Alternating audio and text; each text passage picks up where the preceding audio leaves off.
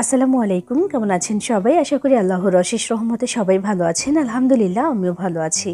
শানুস পাকের ঘরে সবাইকে আরও একবার ওয়েলকাম জানাচ্ছি নতুন আরও একটি রেসিপি দেখার জন্য। আজকে আমি তৈরি করে দেখাবো একেবারে রেস্টুরেন্টের মতো করে ঘরে তৈরি চিকেন ড্রামস্টিক।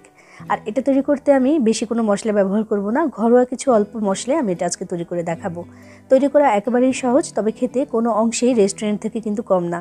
রেস্টুরেন্ট থেকে কিন্তু অনেক বেশি দাম দিয়ে খেতে হয়, তবে বাড়িতে যদি আপনি বানান একেবারে কম খরচে কিন্তু ঝটপট করে তৈরি করে নিতে পারবেন।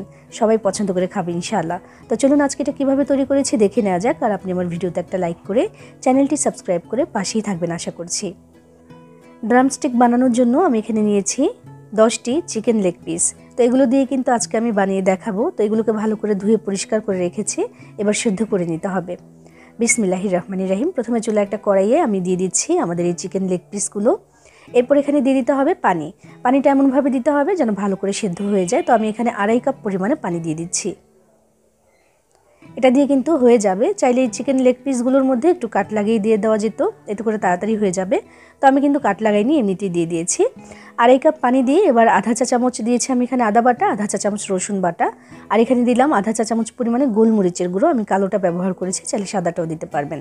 আধা চা চামচ লবণ দিয়ে দিলাম। এগুলো দিয়ে একটু ভালো করে মিশিয়ে দিচ্ছি আমি। এগুলো দিয়ে কিন্তু এটাকে সেদ্ধ করে নিতে হবে, ফ্লেভারফুল হবে অনেক।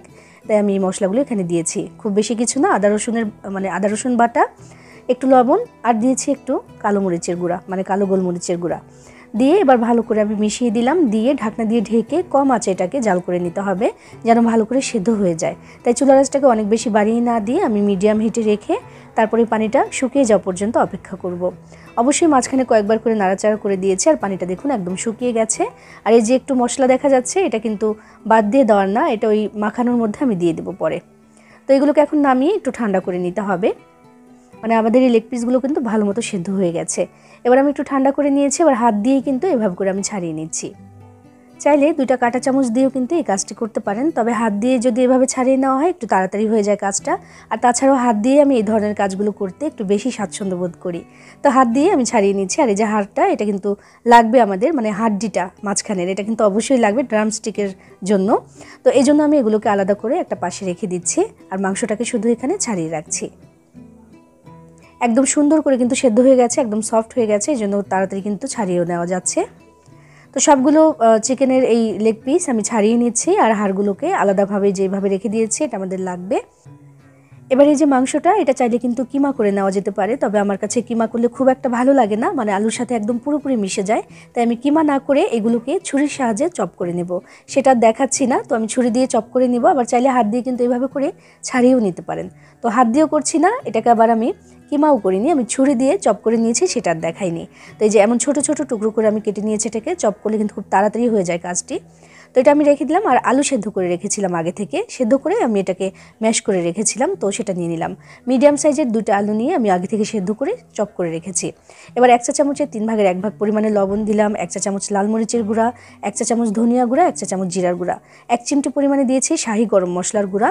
আর এখানে দিয়ে দিচ্ছি আমি একদম কুচি করে কেটে রাখা কাঁচামরিচ, আমি এখানে 1 চা চামচ পরিমাণে দিলাম। আর দিয়ে দিচ্ছি ধনিয়া পাতা কুচি, সেটা দিলাম আমি 2 টেবিল চামচ পরিমাণে। এবার হাত দিয়ে সব কিছু একসাথে ভালো করে মিশিয়ে নিতে হবে। লবণটা একটু বুঝে দিতে হবে, যেহেতু মুরগিটা সেদ্ধ করার সময় আমি লবণ দিয়েছিলাম, সেই হিসেব করে কিন্তু এখন আমি লবণ দিয়েছি। মানে একটু দেখে, মানে কম দিলে ভালো, পরে একটু চেক করে আবার দিয়ে দেওয়া যায়, তবে বেশি দিলেই ঝামেলা।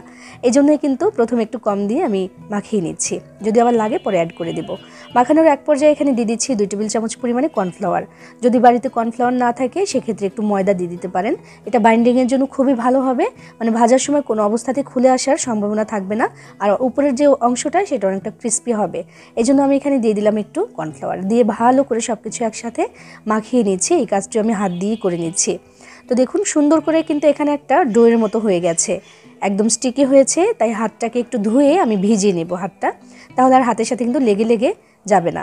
আর এই জন্যই হাতটাকে আমি ভিজিয়ে নিয়েছি। এবার আমি পরিমাণ মতো কিছুটা পরিমাণে ডো এখান থেকে নিয়ে নিলাম, বা মিশ্রণ নিয়ে তারপরেও যে হাড্ডি ছাড়িয়ে রেখেছিলাম আগে থেকে, সেটা একটা নিয়ে নিলাম। নিয়ে এবার ড্রামস্টিকের শেপ দিয়ে দিতে হবে। কিছুই না, ওই যে লেগ পিসেরই একটা শেপ। আসলে এটা খুবই সহজে দিয়ে দেওয়া যায়, আর খুব ইন্টারেস্টিং লাগে এই বিষয়টা, আমার কাছে খুব ভালো লাগে এইভাবে বানাতে। তো আমি এইভাবে করে সবগুলো এখন বানিয়ে নিব। দেখুন কত সুন্দর একটা শেপ চলে এসেছে, মাশাআল্লাহ। দেখতে পাচ্ছেন কত সুন্দর লাগছে দেখতে। তো এইভাবে কিন্তু সবগুলো এখন রেডি করে নিতে হবে। আগে থেকে আমি সবগুলো রেডি করে তারপর দেখাচ্ছি। এদিকে আমি একটা বাটি নিয়েছি, তার মধ্যে নিয়ে নিচ্ছি 2টা ডিম। ডিম দুটাকে আমি ফাটিয়ে নিচ্ছি, এগুলো আমাদের কোটিংয়ের কাজে লাগবে। তো 2টা ডিম নিয়ে এটা ফাটিয়ে নিয়ে তার মধ্যে আমি দিয়ে দিব 1 চিমটি পরিমাণে লবণ।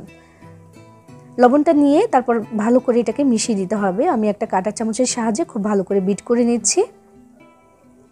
এটার সাথে লাগবে আমাদের ব্রেড ক্রাম্বস। তো সাদাটা নিতে পারেন, আমি এখানে অরেঞ্জ কালার এটা ব্যবহার করেছি। এতে করে কিন্তু আমাদের ড্রামস্টিকের যেই কালারটা সেটা আরও বেশি সুন্দর আসবে ইনশাআল্লাহ।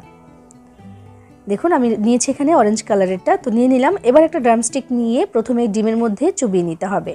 তো যেহেতু ছোট বাটিতে নিয়েছি ভুল করে ফেলেছি, একটা লম্বা বাটি বা একটা বড় বাটি যদি কিছু একটা নিতাম সেক্ষেত্রে বেশি ভালো হতো, ছড়ানো কিছু একটা নিলে আসলে বেশি ভালো হতো। তো আমি বাটির মধ্যে নিয়েছি, তাই এইভাবে চামচ দিয়ে সুন্দর করে এটাকে ভিজিয়ে দিলাম।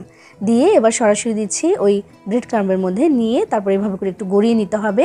আর অবশ্যই আলতো করে হাত দিয়ে এইভাবে করে একটু চেপে চেপে দিতে হবে। এতে করে ভালো করে এটার গায়ে কিন্তু ব্রেড ক্রাম্বসগুলো ভালো মতো লেগে যাবে, আর ভাজার সময় খুব একটা খুলে আসবে না। তো এই যে আমি দেখালাম, এই একইভাবে কিন্তু প্রত্যেকটা ড্রামস্টিক আমি এখন রেডি করে নেব। একটা দেখিয়ে দিলাম, এবার বাকিগুলো রেডি করে তারপর দেখাচ্ছি। সবগুলো ড্রামস্টিক আমার রেডি করে নেওয়া হয়ে গেছে, সময় লেগেছে মাত্র 5 মিনিটের মতো, মানে রেডি করতে, এভাবে করে শেপ দিতে। তো রেডি হয়ে গেছে, এবার ভাজার জন্য চলে যাচ্ছি। চুলায় কিন্তু আগে থেকে আমি তেল গরম হতে দিয়েছিলাম। এবার এক এক করে এখানে দিয়ে দিব। বিসমিল্লাহির রহমানির রহিম। আমি ড্রামস্টিকগুলো এখানে দিয়ে দিচ্ছি, একসাথে অনেকগুলো না দিয়ে একটু অল্প করে দেওয়াই ভালো, কারণ ভেঙে চুরেও যেতে পারে বা উল্টাপাল্টা করার জন্য একটু সুবিধাও হবে, এই জন্য আমি অল্পই দিয়েছি। আর তাছাড়া তেলটা কিন্তু উপচে পড়ে যাবে এর থেকে বেশি দিলে, এর জন্য মাত্র 5টা দিয়েছি। আর বাদ বাকিগুলো আমি পরের ব্যাচে ভেজে নেব। একটা চামচের সাহায্যে এভাবে করে তেল দিয়ে দিয়েছি। চুলার আঁচটাকে আমি মিডিয়ামে রেখে তারপর ভাজবো। সময় লাগবে প্রায় 6 থেকে 7 মিনিটের মতো, যেহেতু খুব বেশি বাড়িয়ে দিচ্ছি না। ড্রামস্টিকগুলোকে কিন্তু একটু বেশি তেলেই ভাজতে হবে, মানে ডিপ ফ্রাই করতে হবে। তো আমি যেই প্যানটার মধ্যে নিয়েছি, এই প্যানটা একটু ছড়ানো, ভাজতে একটু বেশি সুবিধা হবে বলে এটার মধ্যে নিয়েছি, তাই এর থেকে বেশি তেল আর আমি দিতে পারিনি, এখানে উপচে পড়ে যাবে। তো একটুখানি করে উপরে জেগে আছে, সমস্যা নেই, কোনো অসুবিধাই নেই এটা। তো আমি এভাবে করে ভেজে নিচ্ছি এগুলোকে, দেখুন বারবার করে উল্টে পাল্টে দিচ্ছি, চারপাশ থেকে যেন ভালো করে ভাজা হয়। যদি একদম পুরোপুরিভাবে তেলের মধ্যে ডুবে যেত তাহলে এত বেশি উল্টাপাল্টা করতে হতো না, এমনিতেই কিন্তু ডিপ ফ্রাই হয়ে যেত। সুন্দর একটা কালার কিন্তু চলে আসছে, মাশাআল্লাহ একদম গাঢ় হয়ে এসেছে কালারটা। আমি এখন তেল থেকে ছেঁকে তারপর তুলে নেব। আর যখন আমি তুলছি তখনই বোঝা যাচ্ছে যেটা অনেক বেশি মুচমুচে হয়েছে, উপরের যে আবরণটা সেটা। তো একইভাবে বাকি যে ড্রামস্টিকগুলো আছে সেগুলোকে আমি ভেজে নেব। তো এগুলোকে প্রথমে আমি তুলে নিচ্ছি, সবগুলো একসাথে ভেজে তারপর আমি দেখাচ্ছি ফাইনাল লুকটা কেমন হলো। তো এই তো এরই সাথে তৈরি করে নেওয়া হয়ে গেল ঘরে থাকা অল্প কিছু মশলা, একদম রেস্টুরেন্টের স্বাদে চিকেন ড্রামস্টিক। এটা যদি রেস্টুরেন্ট থেকে কিনে খেতে যান অনেক বেশি দাম কিন্তু নেয়, তবে আপনি চাইলে ঘরেই এভাবে একদম সহজে অল্প কিছু মশলা ঝটপট করে এটা বানিয়ে নিতে পারেন। পরিবারের সবাই খেতে পছন্দ করবেন ইনশাআল্লাহ। সবাই ভালো থাকবেন, সবার জন্য সবাই দোয়া করবেন। আল্লাহ হাফিজ।